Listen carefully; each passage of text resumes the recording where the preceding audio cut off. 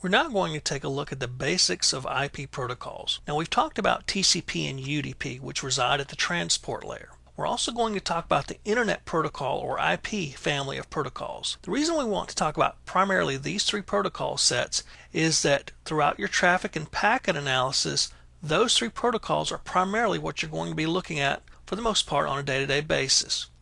Now, the IP protocol family resides at layer 3 of the OSI model, which is the network layer, or if you prefer, at the internet layer of the TCP/IP stack. Now, what does IP do? Well, we know from basic networking that IP is responsible for routing and logical addressing. It uses IP addresses or Internet Protocol addresses such as 134.62.136.40, for example, instead of MAC or hardware addresses. That's what layer 2 does. It uses MAC addresses. IP uses IP addresses. Now, it's responsible for routing in that when a host needs to communicate with another host, if it's on the same or local network, IP takes care of that. If it's not, then IP sends that information or traffic to what's called a default gateway. That way, that router or default gateway is responsible for taking care of it from that point out and sending it to another network. Now, because all IP does is routing and logical addressing, it's not a heavy protocol. There's not a lot of overhead to it. So it doesn't have any correction mechanisms or flow control capabilities built in. It pretty much relies on other protocols for that. So if a packet gets lost in the process or gets dropped, a higher level protocol such as TCP has to request that data to come back. IP doesn't take care of it. As far as it knows, it's just sending data and sending data and sending data. It may not know that some of the data it is sending was requested again from the TCP layer above it.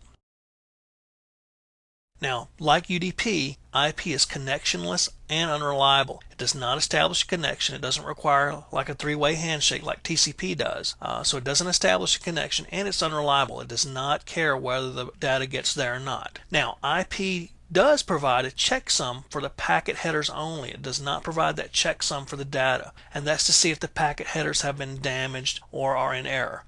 Now, it will discard any packet headers that have errors, but it does not notify the receiving computer that it has done that, and it does not correct any errors.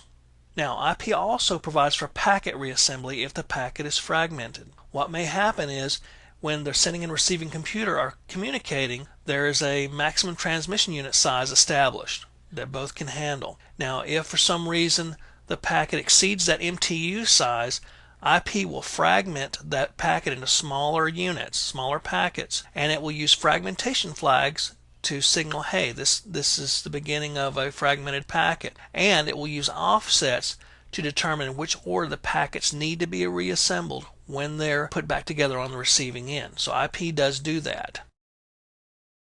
Now, a few of the protocols that are included in the IP family, and we're going to talk about some of them more in depth, are IP, the Internet Protocol itself, responsible for routing and logical addressing. Then we also have ICMP, or the Internet Control Message Protocol. Most of you are familiar with ICMP through the ping command. If you've done a ping, if you've sent an ICMP message to another computer and received one back, a ping, then you've used ICMP before. It's basically used for maintenance type of tasks and to determine connections.